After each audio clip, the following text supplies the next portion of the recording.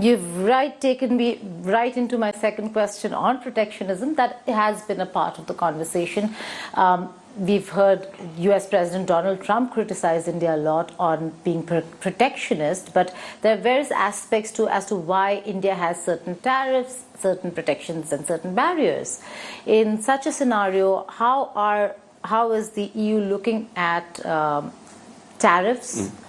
Is that a concern for EU as much as it is for many other countries, including the United States of America, high tariffs? We didn't come to criticize.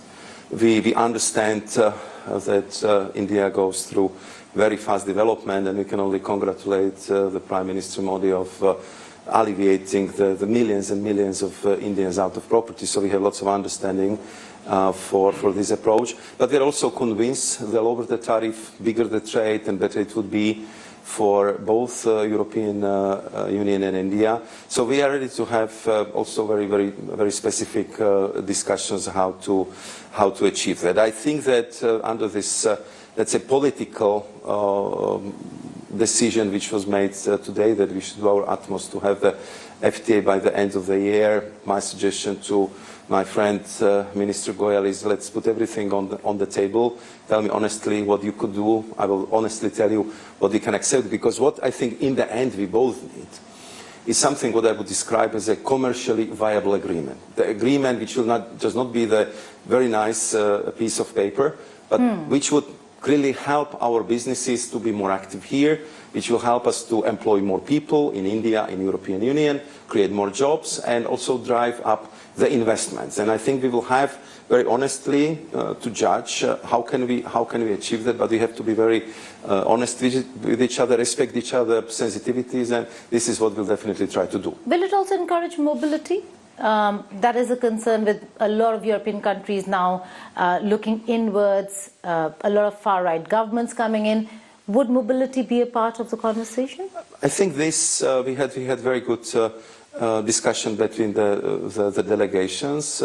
This afternoon we had our bilaterals with our counterparts, and Prime Minister met with the President of the European Union, and clearly the skills and management of talent was one of the key issues, and especially in Europe we have quite important skills gap if it comes to IT sector, and I think that definitely we can discuss it, how to have the legal pathways into the EU, how can we increase the exchange programs between university, between our youth, and we'll be very happy to discuss it also with our member states, because if it comes to this type of the cooperation, of course they play very important role. So I think that once we have a good FTA, when we create this momentum, we would consolidate the trust between us, I would say, in this field.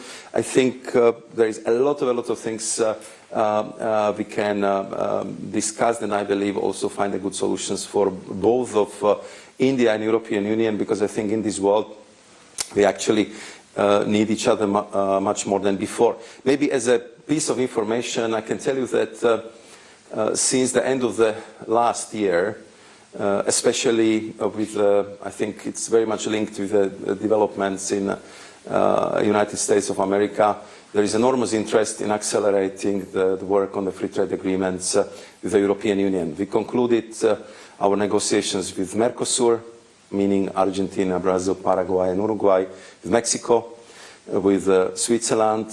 Now we are talking to the Gulf countries, Philippines, Thailand, Indonesia, Malaysia. So I think that this just indicates that, and we very much appreciate that they see us as a reliable, predictable partner. We are the biggest trading bloc on this planet.